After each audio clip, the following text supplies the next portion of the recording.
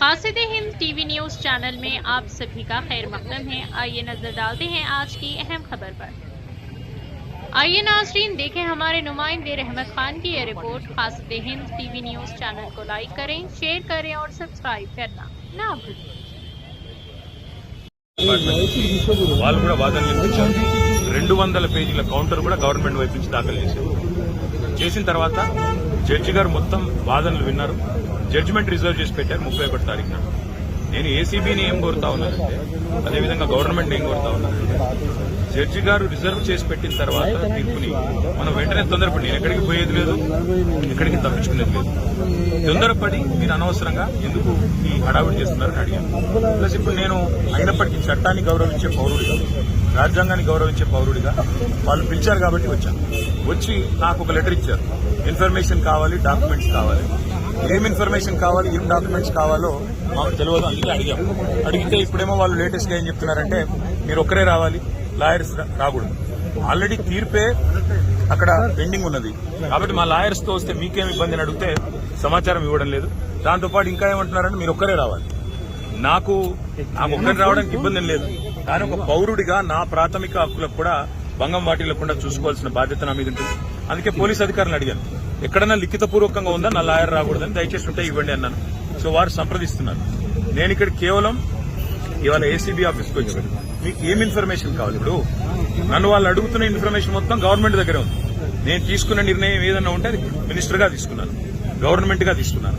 అట్లాంటప్పుడు నా దగ్గర ఉన్నదని సమాచారం వారు ఏదైతే అపోహపడుతున్నారో అదంతా మీ దగ్గరనే ఉంది. ఈ వాదనంతా కూడా నేను ఆల్రెడీ కోర్టులో చెప్పాను. కోర్టు ఆల్రెడీ తీర్పు రిజర్వ్ చేసి పెట్టింది. హైకోర్టు మీద ఉన్న గౌరవంతో, చట్టాల మీద ఉన్న గౌరవంతో, రాజ్యాంగం మీద ఉన్న గౌరవంతో నేను ఇక్కడికి వచ్చానని చెప్పాను. వారు మరి ఏ కారణం చేతనో నా లాయర్ నాతో రాకూడదు అంటున్నారు. మరొక పౌరుడిగా నాకు నా లాయర్ను వెంటబెట్టుకుని విచారణలో భాగస్వామ్యం చేసే అధికారం నాకుందని నేను అనుకుంటున్నాను. లేదు అని వారు అంటున్నారు. భారత రాజ్యాంగం నడుస్తుందని నేను అనుకుంటున్నా. కాదు రేవంత్ రెడ్డి రాజ్యాంగం మాత్రమే ఇక్కడ నడుస్తుంది తెలంగాణలో వాళ్ళు అంటున్నారు. చూడాలి మరి వాళ్ళు ఏం చెప్తారో. దాని ముందుగా ఇన్ఫార్మ్ చేశారా అడ్వకేట్స్ బ్రదర్? వాళ్ళు హైకోర్టు తీర్పు రిజర్వ్ చేసిన తర్వాత నిజాన్ని నన్ను పిలవాల్సిన అవసరం లేదు. హైకోర్టులో చాలా గంటల వాదనలు వాళ్ళు వినిపించారు ఏసీబీ తరఫున. ఇవాళ కొత్తగా మళ్ళీ ఇప్పుడు శోధించేది సాధించేది లేదు. చెప్పాల్సింది కూడా చెప్పకుండా ఇక్కడేదో హడావుడి చేసి నిన్న రైతు భరోసా ఎగ్గొట్టారు కాబట్టి రైతు భరోసా నుంచి తప్పించుకోవడానికి 2 రోజులు మీడియాలో ఈ డ్రామా నడపాలని రేవంత్ రెడ్డి గారు అనుకుంటున్నారు. దీనికి మేము బాధపడం. రేవంత్ రెడ్డి గారు ఏమనుకున్నా 15,000 ఇస్తానని చెప్పి 12,000 ఇచ్చిన విషయము ప్రజలకు గుర్తుంది. మీరు ఎన్ని డ్రామాలు చేసినా మాకు ఇంకో సమాచారం కూడా ఉంది. నేను ఇక్కడికి రాగానే కావాలని కేటీఆర్ ఇంటి మీద రైడ్స్ అని చెప్పి అక్కడ రైడ్లు చేయించాలని ఆలోచన చేస్తా ఉన్నాను. పర్వాలేదు, ఇవన్నీ డ్రామాలు మాకు తెలుసు. మీరు ఎన్ని డ్రామాలు చేసినా రాష్ట్ర ప్రజలకు నేను చేసే విజ్ఞప్తి ఒకటే, 420 హామీలు ఏవైతే రేవంత్ రెడ్డి ప్రభుత్వం ఇచ్చిందో అది అమలు చేసేదాకా కొట్లాడదాం. కేసులు ఎన్ని పెట్టినా, మీడియా మేనేజ్మెంట్ పాలిటిక్స్ ఎన్ని చేసినా భయపడాల్సిన అవసరం లేదు, బాధపడాల్సిన అవసరం లేదు. వాళ్ళు ఎన్ని రైడ్స్ చేసుకున్నా, ఎన్ని డ్రామాలు చేసినా నా లాయర్లు ఉంటే వాళ్ళకి వచ్చిన ఇబ్బంది ఏంటంటే, నాతో పాటు లాయర్లు ఉంటే నా రైట్స్ ప్రొటెక్ట్ చేయబడలేదు. ఇక్కడ మా పట్నం నరేందర్ రెడ్డి గారిని అరెస్ట్ చేసినప్పుడు ఆయన ఇవ్వని స్టేట్మెంట్ ఇచ్చినట్టుగా పోలీసులు తప్పుడు వార్తలు రాసి మీడియాకి లీక్ చేశారు.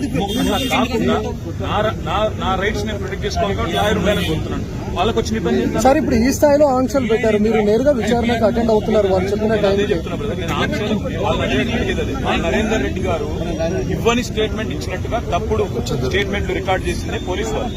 అందుకే నాకు వాళ్ళ మీద నమ్మకం లేదు కాబట్టి నా లాయర్లను తెచ్చుకున్నాను. ఇప్పుడు మా ఇంటి మీద రైడ్ చేసి నాకు తెలిసి ఏం చేయబోతుంది, రైడ్ చేసి అవసరమైతే కొన్ని ఇంప్లాంట్ చేసి, కొన్ని లేనిపోని సృష్టించి అందులో ప్లాంట్ చేసి దాని మీద కేసు బనాయించాలని వీళ్ళ చిల్లర ప్రయత్నం. నేను చిట్టినాయుడు గారికి చెప్పేది ఒకటే, ఇవన్నీ డ్రామాలు చేసినా, ఎన్ని కథలు పడ్డా, ఎన్ని అక్రమ కేసులు పెట్టినా, నువ్వు రైతు భరోసా ఎగ్గొట్టింది ప్రజలకు తెలుసు, నువ్వు మాట తప్పింది తెలుసు, 420 హామీలు ఎత్తగొట్టింది ప్రజలకు అర్థమైంది. నువ్వెన్ని చేసుకున్నా తప్పకుండా నేను వదిలిపెట్టాం. ప్రజాక్షేత్రంలో తప్పకుండా మా హక్కుల కోసం కొట్లాడు. ఇవాళ నేను అడిగేది ఏంటంటే, మొన్న నరేందర్ రెడ్డికి జరిగింది, వాళ్ళ నాకు జరగదని గ్యారంటీ ఏంది? నరేందర్ రెడ్డి ఈయన స్టేట్మెంట్ ఇచ్చినట్టు, కన్ఫెషన్ ఇచ్చినట్టు, అనవసరంగా నా పేరు చెప్పినట్టు లేనిపోని పుకార్లు వీళ్ళే సృష్టించిన పోలీసులు మీడియాకు లీక్లు ఇచ్చారు. నాకు కూడా అట్లే చేస్తారనేది నా డౌట్.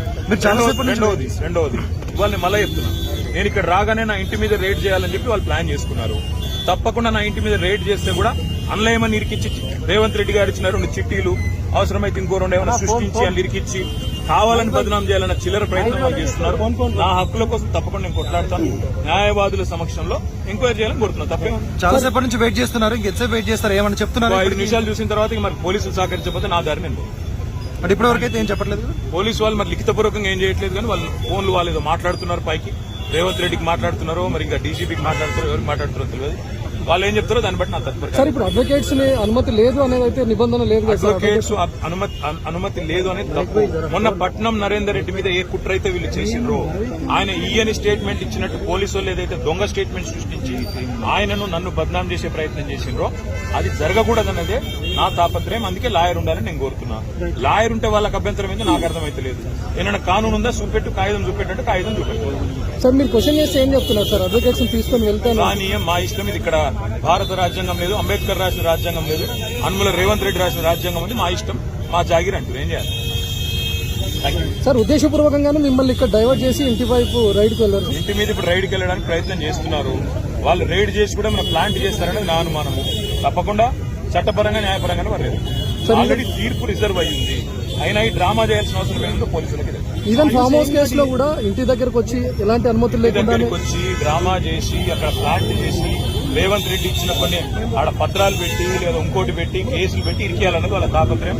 అన్నింటినీ కూడా న్యాయపరంగా ఎదుర్కొంటాం. Going in the next 15-20 minutes. మీరు ఒక మాజీ మంత్రి ఇలా రోడ్డు మీద కాకుండా కనీసం లోపలికి పిలిచైనా చెప్పాల్సిన వాళ్ళ విఘ్నత, అది రేవంత్ రెడ్డి గారి యొక్క విఘ్నత, వారి యొక్క తెలివితేటలు. నేను సహకరించడానికి ఇక్కడికి వస్తే నన్ను కనీసం లాయర్ కావాలని నేను కోరుతందుకు కారణం ఒకటే. మొన్ననే పట్నం నరేందర్ రెడ్డి విషయంలో వీళ్ళు చేసిన కుట్ర. రేవంత్ రెడ్డి డైరెక్షన్ ప్రకారం పట్నం నరేందర్ రెడ్డి మీద ఇవ్వని స్టేట్మెంట్ ఇచ్చినట్టు అభూత కల్పనలు సృష్టించి, ఊహాజనితమైన వార్తలు సృష్టించి బదనాం చేసే ప్రయత్నం చేసి ఆయన కన్ఫెషన్ ఇచ్చిండు, కేటీఆర్ ఏం చేసిండని లేనిపోని కథ చేసిండ్రు. మళ్ళీ మాకు అట్లా జరగకూడదు అనేది నా థాట్.